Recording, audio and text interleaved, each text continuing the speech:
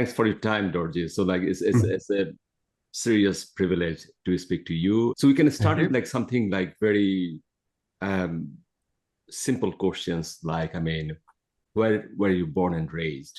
So I was born in Hong Kong, in fact, with an American and British parents. Uh, and when I was relatively small, we moved to Japan, in fact, which is where I'm now, for my father's work. And I went to school in Japan, and I graduated in physics in Japan, and then I came to London to do my PhD at Imperial College London, and yeah, so uh, I have British passport, but I was born in Hong Kong and brought up in So, Japan. so you have British and American parents. Yeah. So like how long did you stay in like Hong Kong? Like, what kind of year are we talking about? Maybe 4 or 5 years, 4 or years 5 maybe. years. Four years, Okay. yeah. Mm-hmm. So it seems you are quite South Pacific area kind of person. Maybe. Maybe. So like how do you see yourself? Like for example, like I was born in Bangladesh, so I've been in UK for a long time, like 30 years almost. Mm-hmm. So, but still, I'm like Bangladeshi, British, Scottish. I live in Scotland for almost half of my life. Mm-hmm. So, how do you see yourself then? Well, at one level, I've always had British passport my entire life. So from that point of view, being British is one identity. But on the other hand, I wasn't brought up in the UK, Mm. and uh, and I do speak Japanese fluently and some Chinese, and Mm. yeah. So I regard myself as an international citizen, if you like. And London is a perfect place to live, which is where I normally live. Yes, that's the like center of the Yeah. art. Um, Yes. and I think that that's the best way to describe.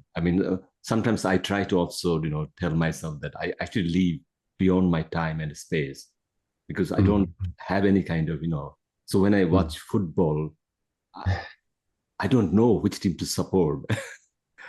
Normally, I always support that the underdog who always loses.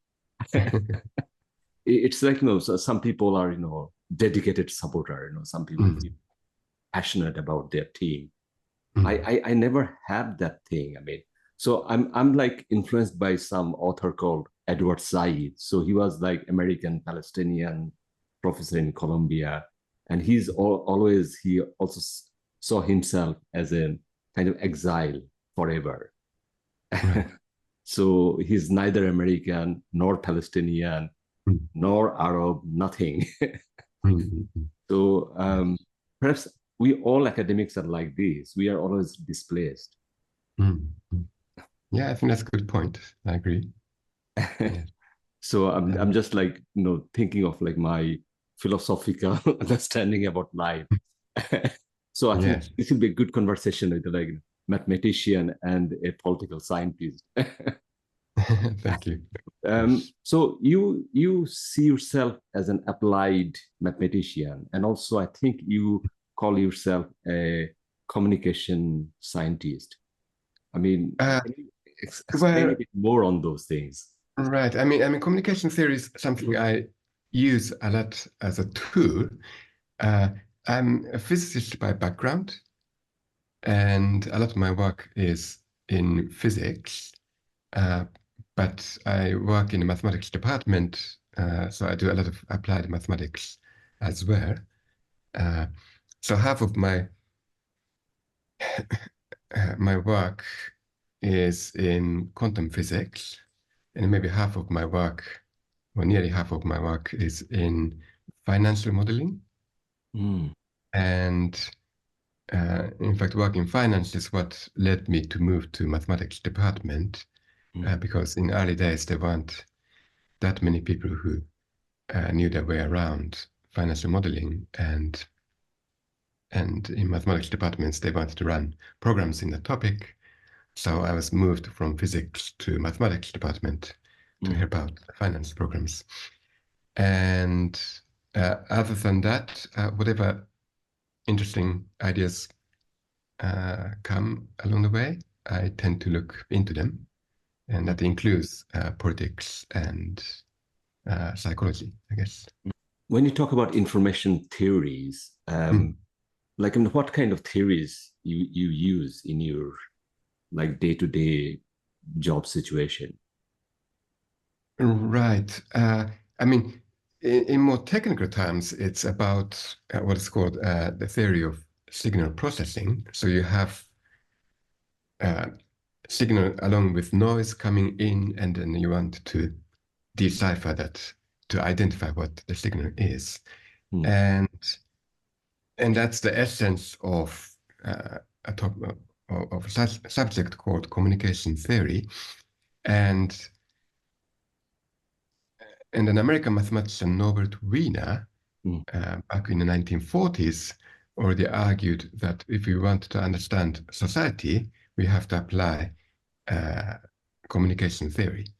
And the reason is because society is built out of communication. You know, every community is made out of communicating, and therefore, if you don't apply communication theory, ultimately you're not going to be able to understand what's going on in the society. And I guess I was influenced by that line of thinking, and so I tried to understand different phenomena, whether it's in physics or social science,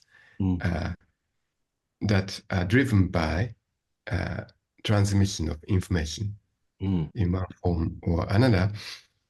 So maybe a good example is financial modeling, because it's kind of concrete and one can explain the idea rather unambiguously. So when I moved into finance, I followed what everyone else was doing, namely, you start with writing down a model for the price of an asset. And this is needed because in financial institutions, people trade products whose payouts are dependent on the future prices of the asset, for example, a stock. So you may have a contract whose payout depends on tomorrow's stock price. But of course, no one knows what tomorrow's stock price is going to be. So you write a model for the stock price and you use that to price the contract which is traded today. That's the idea in the investment banking context. And the requirement for a model is that you have enough parameters in the model so that you can fit at least one of the products today. And other than that, the models have nothing in common with the actual movement of the price. That's typically the case. But coming from physics, you would like to understand where price movements are coming from. And economists have long understood that predominantly price dynamics are driven by information. People get information and then respond. So that led me to think about how to not to model, but rather to derive the price dynamics in a financial context. And that led me to develop an application of sort of communication theory to generate price movement. And that turns out to be quite successful. And subsequently, about 10 years ago, I got interested in the impact of disinformation. Again, that was in a financial context. What happens if you reveal information with an intention to misguide the market? How would the price process affected by that? So that probably was first or one of the first mathematical model for disinformation in the financial context. But then a few years later came the 2016 Brexit referendum and the US presidential election. And in both contexts, a lot of disinformation, the existence of a lot of disinformation was highlighted, in particular, the use by the then president on fake news. Of course, the concept of fake news has been around for a long time, but it acquired sort of new nuance to it that became widely discussed and appreciated. And then I thought, well, hang on a minute, I know how to model this, you know. And as an applied mathematician, I felt it is a responsibility. If you know there's an area where you might be able to contribute to the society, then it's important to engage with that. And of course, my model was built or designed in a context of financial modeling. So there has to be some adjustments to apply that to political context. And fortunately, that wasn't very difficult at all. So in a political context, people want to know what a given candidates would do if they were elected on a range of different issues, abortion, gun control, tax, healthcare, and so forth. And based on that, of course, no one knows exactly what the candidates are going to do if elected, but they have partial information, and based on that, they try to make their own judgment on what they might do, and then comparing against their own preference on those issues, people choose the candidate. So the formalism turns out to be quite flexible to accommodate all that scenario into a mathematical model, and that allowed us to develop sort of model for election with or without fake news, if you like. And that's how I got into this topic to begin with. I mean, I'll try to bring my own story so that, it kind of brings me one of my personal stories. During that time, 2016, when these two elections were happening, I actually made kind of fun of the whole thing, because the two things are almost, like, for a political scientist, it's easy to predict that, Brexit will not going to happen and Trump will never win. So these are and I told my class that I will put a double bet here. And when I win the money, we'll go for a big pub night. And I lost both bets. So as a political scientist, what you are saying that, it seems like I was not thinking too much about, all the other things are happening around me, all the noises, all the, other sound bites. I was seeing it only through political scientists' point of view that, national interest, states' behavior, so all those kind of things, rather than, all this permutation combination of the people's, their own kind of judgment about these two particular elections. Yeah. For me, they also came as surprise. Yeah. So that's when I started to think very seriously about the issue. And obviously, as a person with no influence, there's little that I can do, but where I can contribute is to actually understand the phenomena just as a starting point.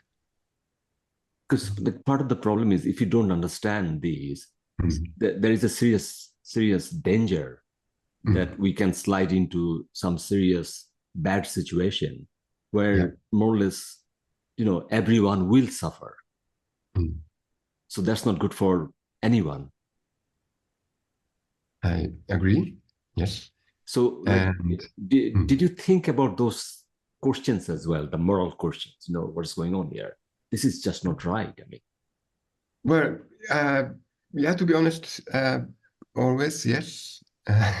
I mean, I try to separate my work from moral questions, but of course, part of the motivation very much involves. Because I mean, it kind of asks those questions about, the value of democracy, because democracy, transparency, the people's rights, people's voices. But the problem is, if the voices and, the judgments are based on false information, that's a tricky one. And I think all your three articles more or less touched about these things in a this or different way. And like lately we are also seeing, all those elections happening in Europe, and like we are heading for another election here and also in America. So the stakes are very high. Are you anxious? I am, and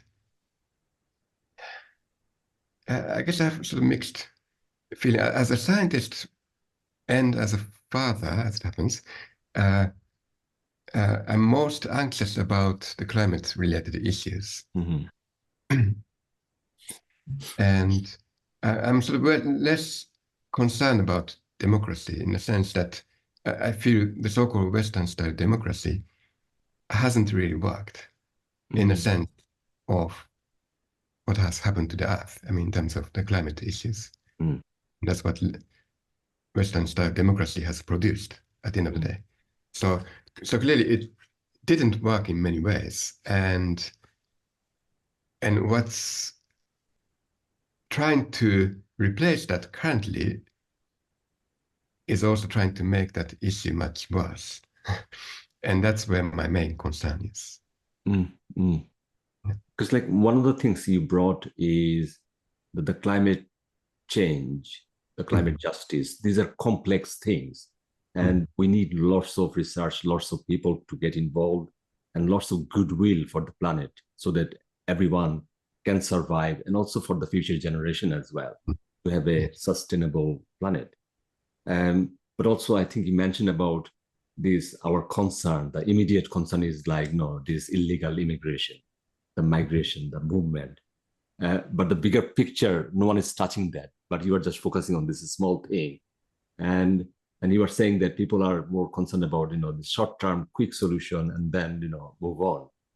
But the problem is, if the climate change creates serious problem, then all those other things, migration, other things, doesn't matter at all. But we are not worried about that. We are just worried about what's the sound bite, what's the information or fake news are telling us that we have to be, really concerned about the people are crossing the border or like, crossing the English Channel.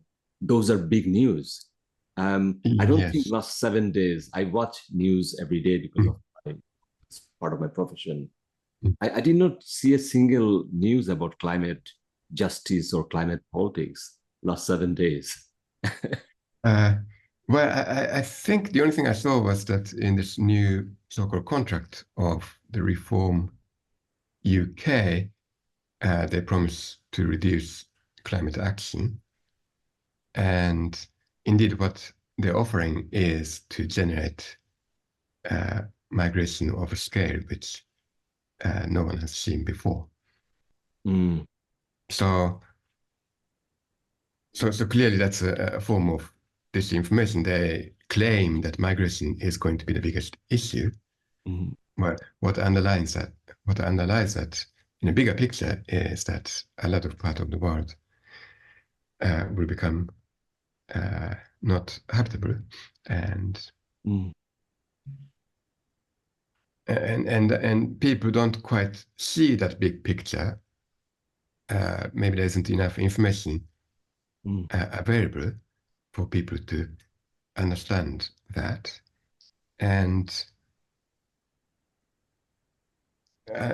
as a matter of fact, I was recently invited to give a talk at actually next to the Japanese House of Parliament, to a building occupied by Japanese lawmakers, to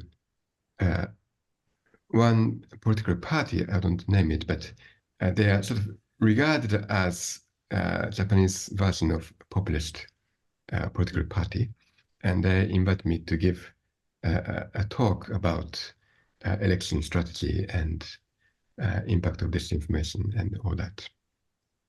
And there I've made that point, and I told them that yes, I appreciate their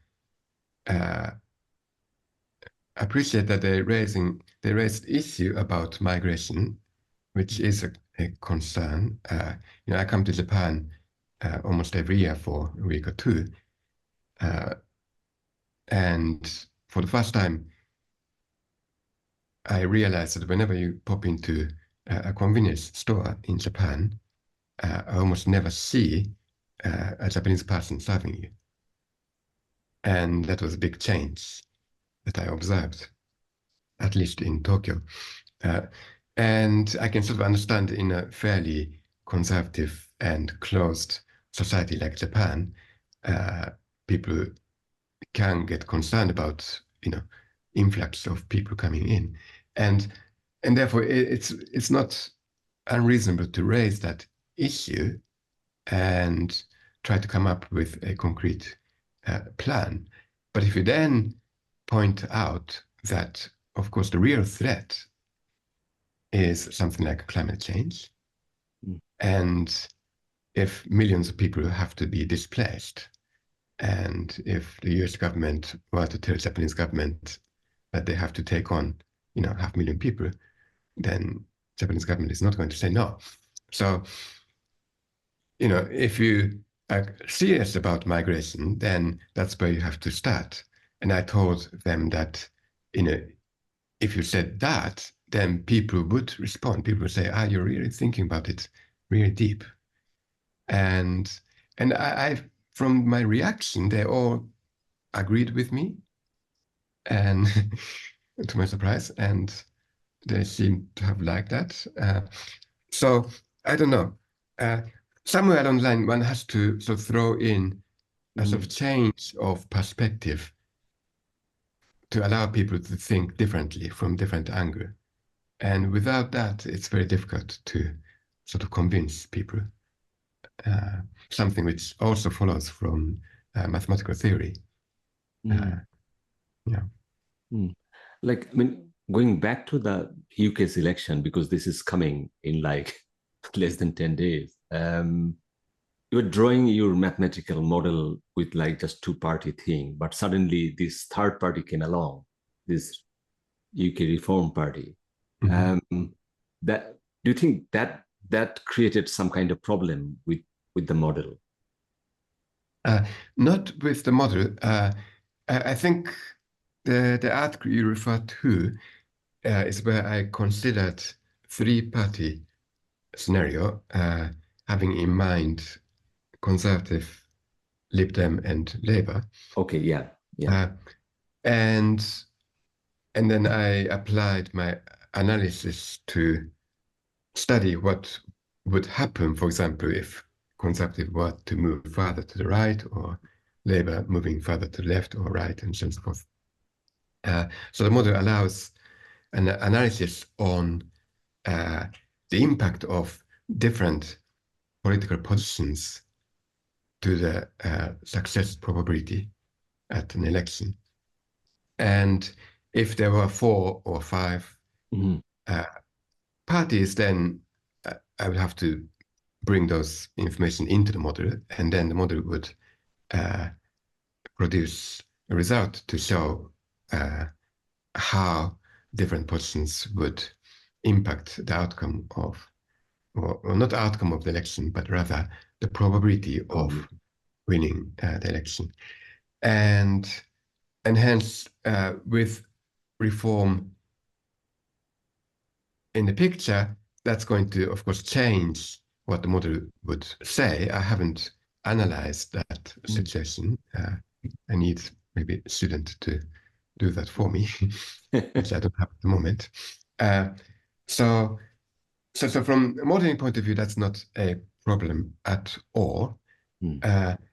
what is perhaps slightly concerning is one aspect that I did look at over the last 2-3 weeks, which I haven't published yet, but it turns out that if you are at an extreme end of the political spectrum, or extreme end on any policy position, for that matter, but let's just take the political spectrum case. So if you're in the extreme end, either to the left or to the right, I guess from your angle to be right and left. So. Yeah. It turns out that if you're at the far end, then in principle, at least in theory, it's not easy to implement, of course, but at least in theory, you can bring up the probability of winning an election to as close as you want to 100% by throwing in fake news, disinformation, at least theoretically. Whereas if you are somewhere in the middle, then no matter what disinformation you circulate, there's a strict upper bound on the probability of winning the election below 100%. Okay, and that sort of came initially as a surprise, but with some thinking, one can sort of understand why that is the case.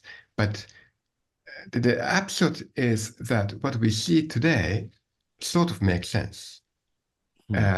Those on the far end of the right are trying to keep at the far end of the right, and conservative is trying to do that, trying to outperform reform without quite being successful. But at the same time, you release a lot of disinformation. Because in theory, that can enhance the probability of winning in an unbounded way. But for that, you have to be the far end of the spectrum. So that's what the theory tells us. So one, of course, it's not the case that political parties are aware of this result. I only found this out within the last week or two. So, but intuitively, I think they have a sense, some kind of sense that, if you go to the extreme and at the same time just keep releasing this information, then that might work. And as I said, it's a theoretical result, and for that to work in reality, it's not so easy because you have to rely on the fact that this information is being fully effective, which isn't always the case. So there are some, conditions to be met, but at least in theory, that's possible. But if you're not at the far end of the spectrum, then there's a strict upper bound. So the size of reform for the conservative is an issue because now the probability of conservative winning the election has got a strict upper bound. And no matter what information or disinformation they release, that's not going to change that. But I mean, so in terms of labor, it seems they're in a more safer position because they are already leading in the polls, and the polls is quite recent, and the election is coming very soon. So more or less everything, if everything remains same, then Labour is winning, unless in terms of your model, unless conservatives does something explosive, game changer. And I think you mentioned about that the right-wing parties, especially conservatives, are good in manipulating media because they've got money, resources, so they can use all kind of other means. Um, but so far, like as a political scientist, my understanding is I found Rishi Sunak is very, very, not much thing going on with him. He's, like there's not much, explosive things. There's not much, sound bites. There's not much, explosive news. He's like more, it almost sounds like he accepted his fate. That may be so, or it may be lack of experience. I think that's probably where it boils down to. So, not just the prime minister, but I suppose group of people supporting him seem to have very little understanding of Mm. uh, what needs to be done. So that's my sort of general impression without knowing anything inside. Mm. But also there's a serious risk for him because he's not only the potential prime minister, but also he's leading a party. So Mm. that can put the party at serious risk as well if reform can actually take over.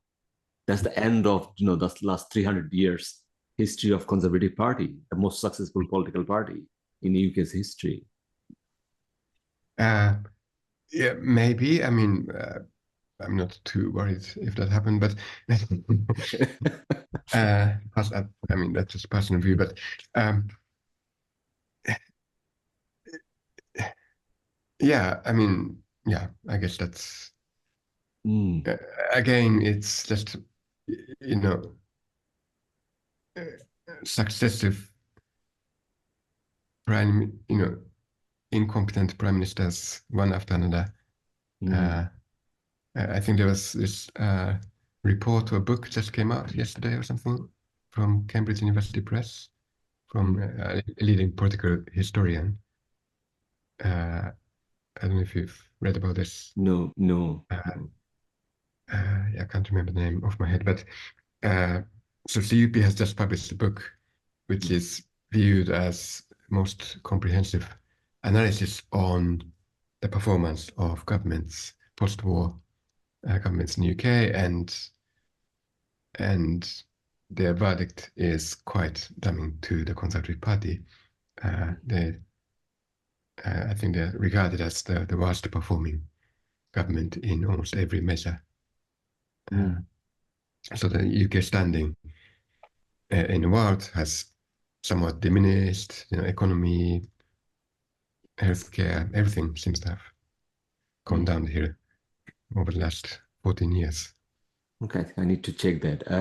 Like one pertinent question can be because you talked about in another article about AI, this like your generative AI Mm. model.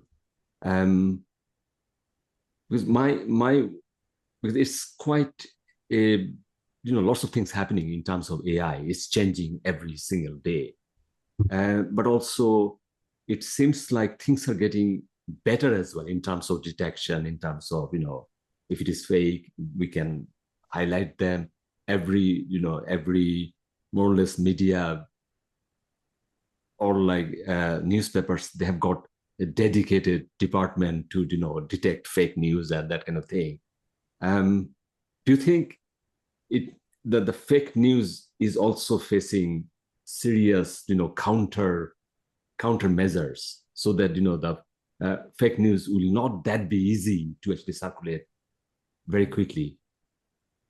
Well, uh, I don't think at the moment that's happening. And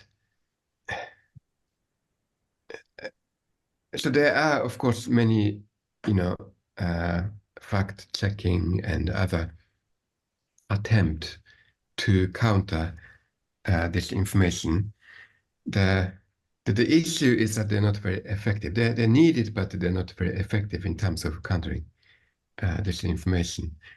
Uh, but what would be effective? So one of the analyses I have performed shows that even if you don't, even if you do not know whether any given piece of information is reliable or not, valid or not, if you have the knowledge of the distribution of this information, then that's enough to remove most of the impacts of disinformation. Okay, and therefore, what would be useful is that fact checkers. I think BBC has got BBC Verify and so on and so forth. Not only gives you information about whether any given statement is true or false, but rather statistical information of everything they have analyzed so far, which shows that X% of information about the Labour tax policy is incorrect, or whatever, Y% of negative comment about Trump is incorrect, or whatever. So if you have some detailed statistics on that, then it turns out that that already has got fairly good impact on people repelling the impact of disinformation. So I think that would be a useful thing to have. But also, I think you mentioned about like confirmation biased as well. So if someone already, believe Trump so much, he or she will not care whether it's because whatever he says is right, is truth. Right. So that came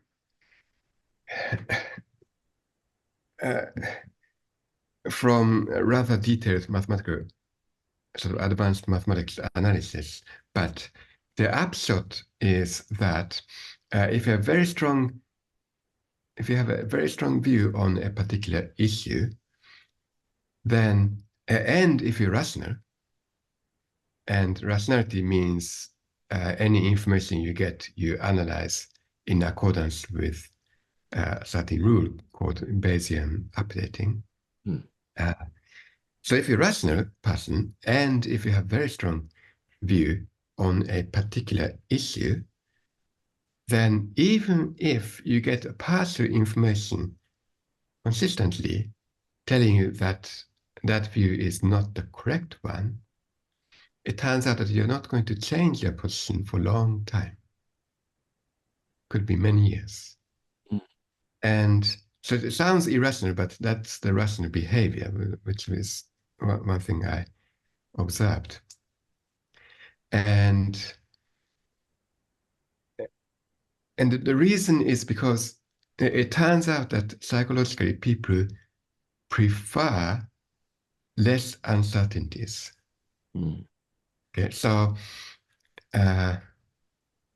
if you're fairly certain about something, whether you're right or wrong, there's very little uncertainty.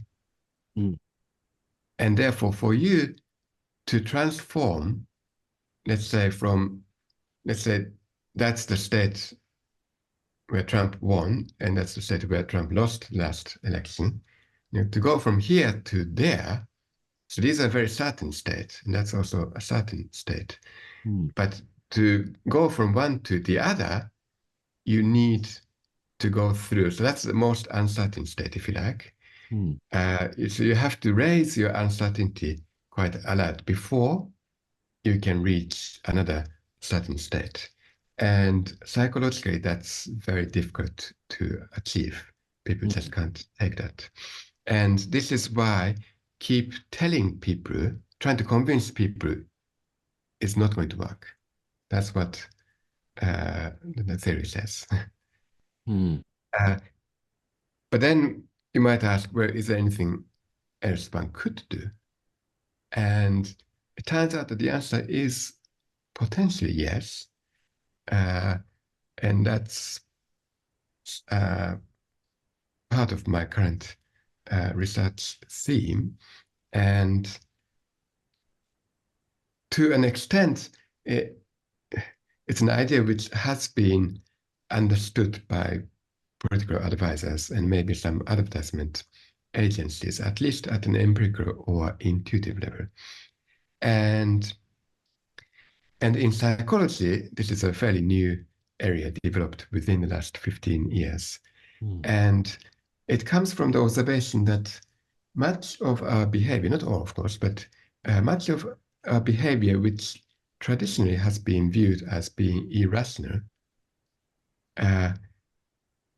is due to the fact that, so when in psychology, when people talk about irrationality, what it means is that our behavior is not consistent with what probability theory predicts. And if that's the case, you say you are irrational. And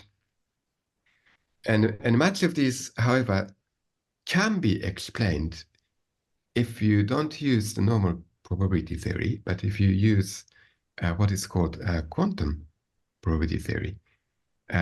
So this sort of came as a surprise, and within cognitive psychology, a new field emerged, which is called quantum cognition.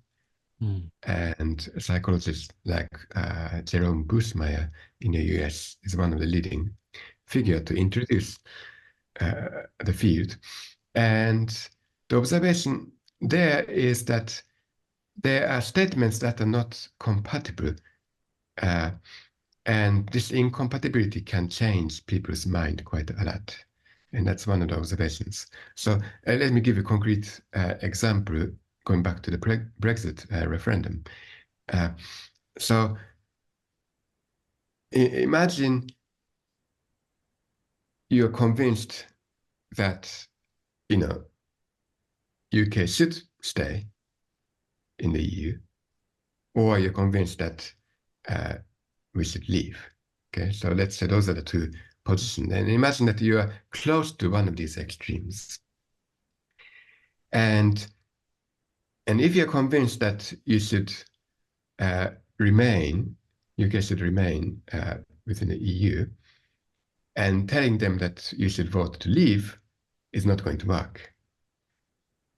So you ask, and the reason is because to make that change, if you have to change continuously, people don't like that. So continuous change does not work.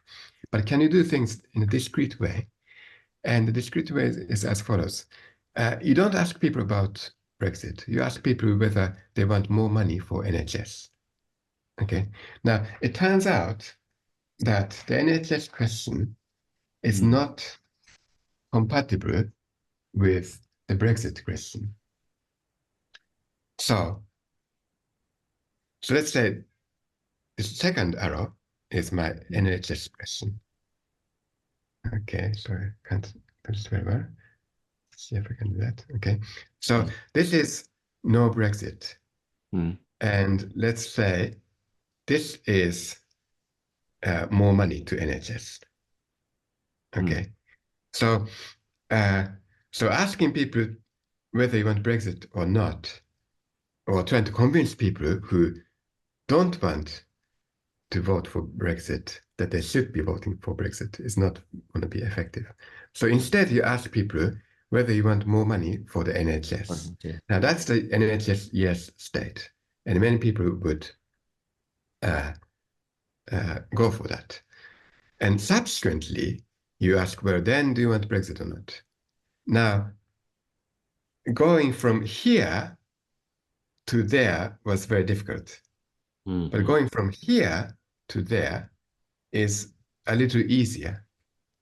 And of course, going to here is still much easier compared to going from here to there. But now there's a non-trivial probability of this happening. And that's just enough to tip the balance.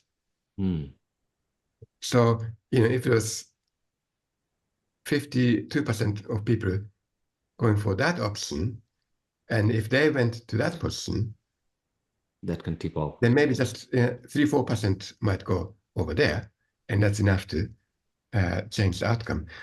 And this kind of effect cannot be explained using probability theory, but it can be explained using what is called quantum theory in physics. And so this sort of comes as a surprise to many people, but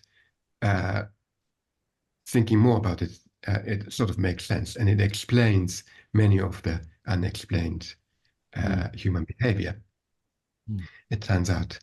And at one level, that's also a dangerous thing to think about, because it's almost like trying to control people. And indeed, in politics, that's what they do.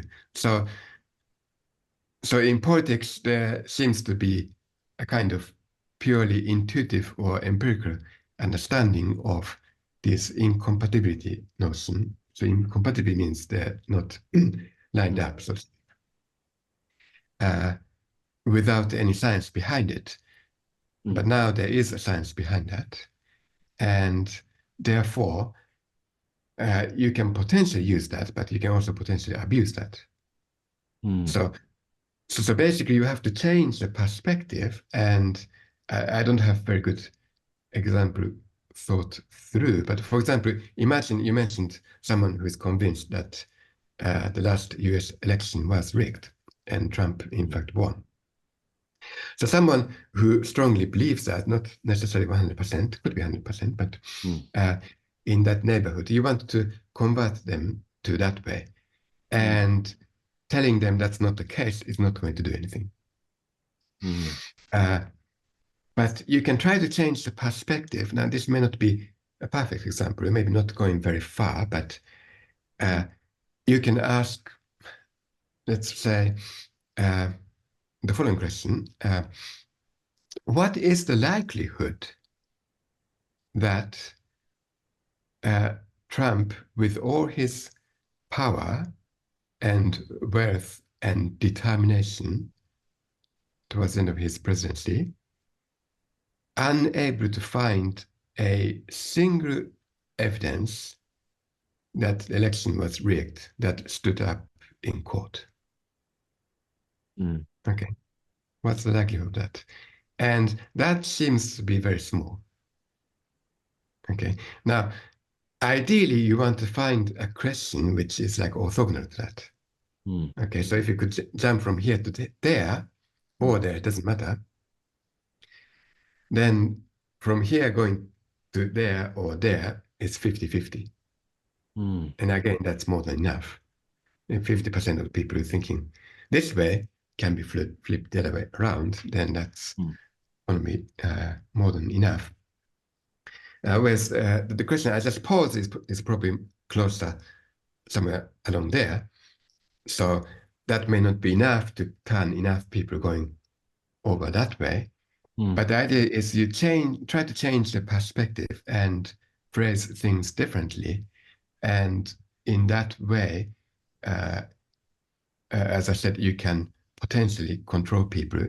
And the point is, it's not a continuous change. Because when you say whether you want more money to NHS or not, not so continuously changing from here to there. It's just yes or no answer.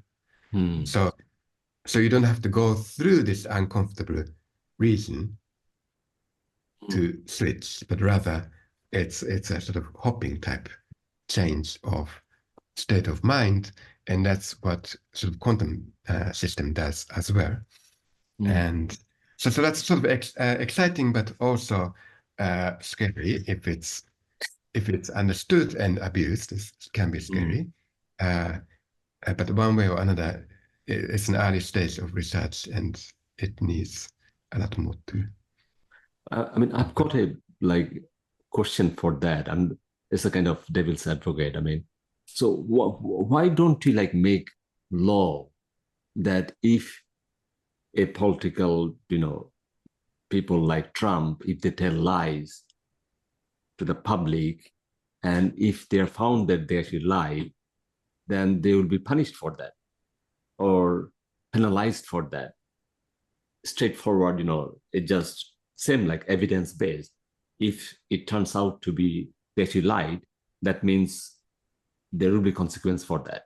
So even if you have one, Brexit, but because Brexit is based on disinformation, that means we should not take that verdict as a kind of real verdict because it's based on disinformation.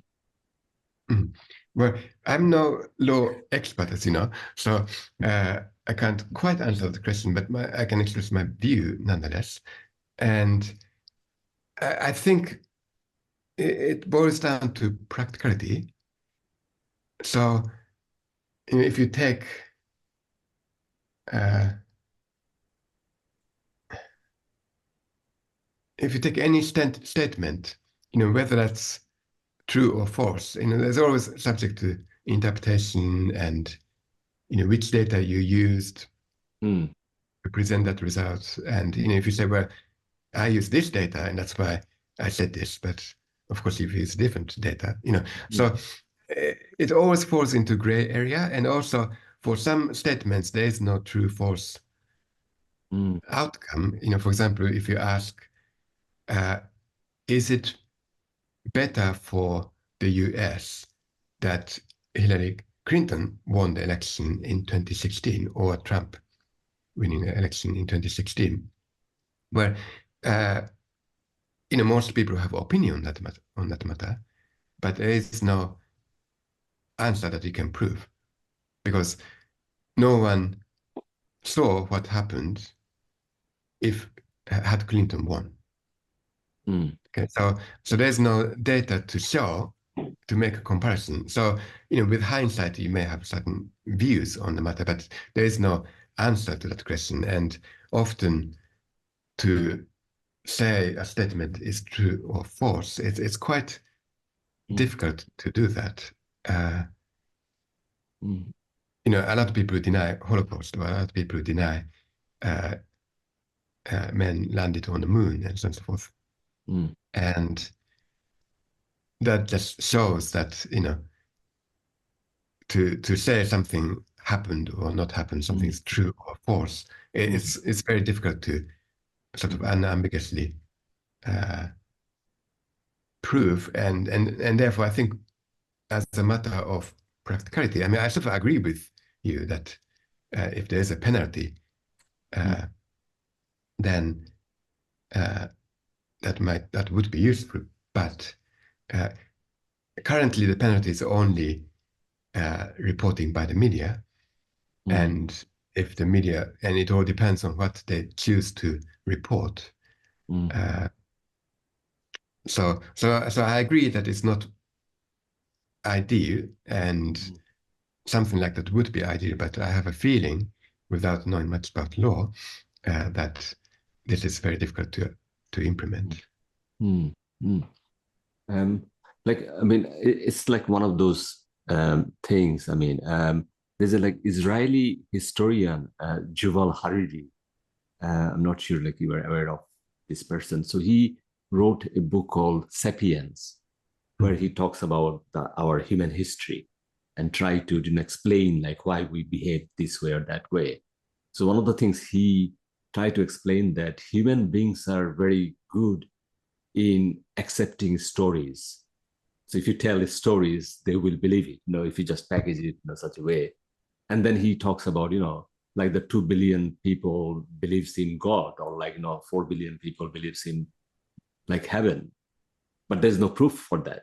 But it's just the story is told such a way, mm, then that's why human beings are kind of special. But at the same time, these stories also make things complicated for us as well, because then the what you are saying, the truth versus false, is the line is, because you just cannot prove or unprove some of those things, because mm, you can say that, yeah, I mean, what's the proof?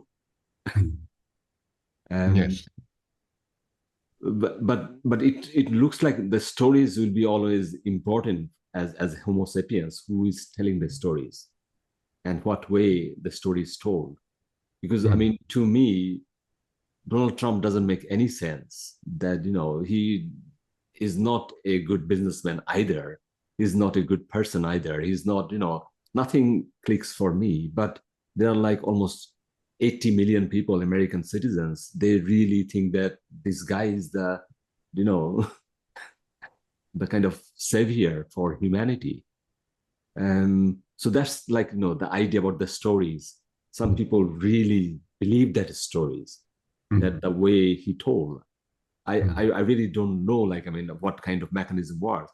But it seems like the come to that, like the last point is like, the second law of thermodynamics. The things mm, will get worse, like lots mm, of disorder and lots of noises. And I think that people get confused among all these noises, but also what you are saying that people don't like uncertainties. So they want mm. quick fix, though things are complex. Yes, yes. So the second law you mentioned, which says that uh, order will disintegrate and disorder will prevail in long term, and that seems to be an inevitable uh, uh, consequence. Whereas for individual person, they prefer to have clarity. They prefer to Mm. have certainty. Uh, they do not like uncertainties. And of course, out there are lots of uncertainties: the job insecurity, cost of living, uh, war going on here and there, with no clear outlook for exit strategies, and climate change, and so on and so forth. Lots of uncertainties. Uh, I think the level of uncertainties and worries, concerns is quite high Mm. uh, for current generation, and it may be that the success of Trump, success in the sense of such a large number of people supporting him, uh, is due to the fact that he provides sort of simple message. Uh, he doesn't actually provide a solution.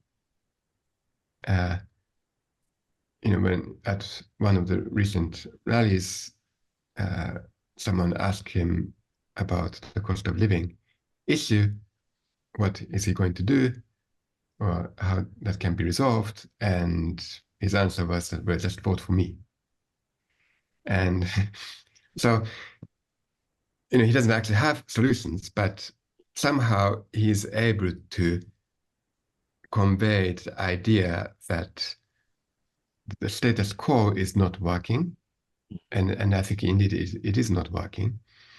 Uh, uh, as much as I would support Democrats, but uh, in that situation, if someone gives a false hope, then people, or at least some people, would sort of jump onto that, and uh, unfortunately, they seem to be, at least my own view is that they are false hopes and not true hopes. And those are the people ultimately going to suffer the most. The ones who eagerly chose that option are the ones ultimately going to suffer the most. Uh, so it's unfortunate. I don't know what can be done about it. Maybe quantum cognition might help. Who knows? um, so I think like some of the questions I was thinking of, I asked these questions, and I think you are a kind of mathematical scientist, so uh, I like the way you kind of explain rather than put emotion that, oh, that doesn't make sense, but you said that that's the reality, that's the way it is, and we have to be just like pragmatic. But things will be difficult, isn't it, for the planet? Mhm. Yes. And there's no short-term solution for that. And Mhm. since like most of the people want quick solution, Mhm. and since it's a complex thing, there's no Mhm. solution for that. That means we will all suffer collectively. Mhm. I think so. So that's quite a bleak picture, isn't it, for our destiny? Uh, it is, but one shouldn't lose hope. I mean, uh, maybe mankind will find a solution. Who knows? I mean, at the moment it looks bleak, but I hope there will be a change. There will be a breakthrough in one form or another. Especially given that I have two little daughters, and you naturally worry about their future. So I'm hopeful that something will be found, but at the moment it does not look very promising. Let's put it that way. Mm. So I mean, thank you, Dorje. I um, I mean, I've got this three article. I read it and I sent it to my friends and family members because I thought these are fascinating stuff. So I Thank you. think I will use them more in my classes in the next semester. Thank you very So much. are you planning to write a book around these things? Like, what's the bigger picture If I had time, yes, I would love to. here? I mean, how much time you spend every day on all those mathematical models and everything? I mean, when I think about that, I feel like, oh my God, this is like, So, I mean, as you know, nowadays in academia in the UK, things are very difficult, mm, and there's more and more admin and whatever things you have to do. There's less and less emphasis on research, especially if you are in one of the smaller universities. mm, And and if on top of that you have young children and stuff, mm, it's almost impossible. So I tend to think about these things uh, once I go into bed and close my eyes and start thinking about mathematics, or maybe when I'm walking, commuting, uh, you know, any situation that I'm not forced to do administration or anything else. I try to think about these issues, and once I have some ideas, then I try to quickly write them down. And mm. yeah, I guess Thank you. that's Thank you so much. I mean, no, this is I really appreciate, you made a time for me. But I mean, this is one of the areas I'm not good in maths. I always, scared, about math. I still remember my school days, how scared I was. But like as an like Asian parent, they always push for, you have to be a doctor or you have to be an engineer. So I was the worst. So yeah. that's the tendency. But I mean, what will be your advice for the future students, who to come to the this mathematics kind of world? What kind of things they Mm. need to have that kind of mindset? Well, I mean, of course, I'm more of a physicist than mathematician, so I use mathematics as a tool, and mathematics is the language of science. Mm, So mathematics isn't science in its own. It's more like an art subject. It's a language, basically. mm, And you have basic grammar called axioms, and then you put things together mm, to create, theorems and whatnot. mm, And this is probably why many mathematicians, good mathematicians, tend to be good in music or language and so on and so forth. And so the idea, I think part of the issue is that school children are made to be scared about mathematics. And and I think it's important to distinguish mathematics from science. It's the extreme end of the art, and it's not the extreme end of the science. But then things go around because that's the language science has to use to communicate.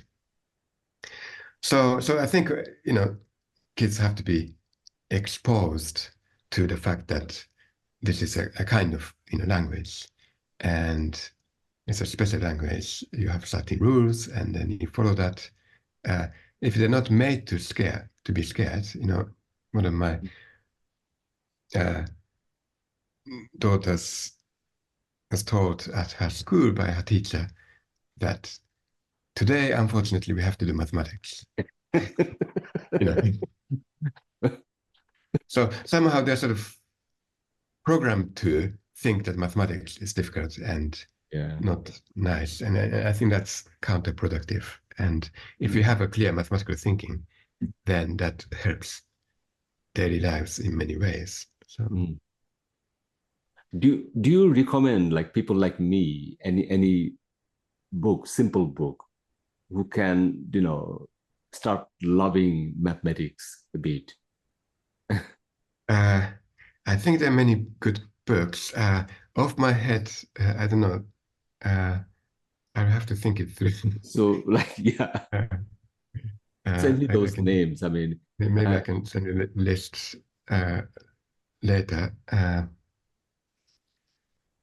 Yeah, I think the other thing is mathematics is very much done by people, and personally, what I find interesting is mathematicians as people. And sometimes if you read about it and how they came up with ideas and so forth, that's quite inspiring. So, for example, this American mathematician Norbert Wiener, who I regard as probably the greatest mathematician produced in America, at least. He has written 2 autobiographies. One is called Child Prodigy, which he was, and the other one is called I'm a Mathematician.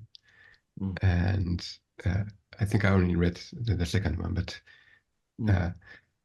things like that, a biography of mathematicians and how they came to having ideas, and Wiener in his autobiography, I'm a Mathematician, does talk about other past mathematicians and put them in a historical context and so forth. So these things I think are quite useful. So people realize that these are also people, real people. Because one of the recent films I watched, Oppenheimer. So I think you must have understood better than me, all those physics and everything. Just quick quiz question to you. So the way I see like Einstein, I mean, is he a mathematician or is he a physicist? Or he's both? Well, I mean, I would label him as physicist, but he had this idea, he won Nobel Prize for photoelectric effect, which is very much physical idea. And somehow he had this insight. I mean, of course, there are a few other people like Minkowski and others developing related mathematical ideas, but somehow he had this insight of using this mathematics, relatively new mathematics that wasn't known to others, and apply that to have a sort of almost visionary picture of space-time. And so I would regard him as a physicist. I don't think I would regard him as a mathematician, but he did have an insight into certain ideas in geometry, which wasn't widely known to other people. So yeah, I think it's getting quite late now. I might fall asleep. But I mean, Dorje, I mean, thank you so much. I'll come back to you like whenever you write new thing. I'll come back to you because you kind of like remind me like the philosopher, mathematician. Speak to you and then get enlightened by you. So thank you, absolute pleasure. Bye bye. Bye bye.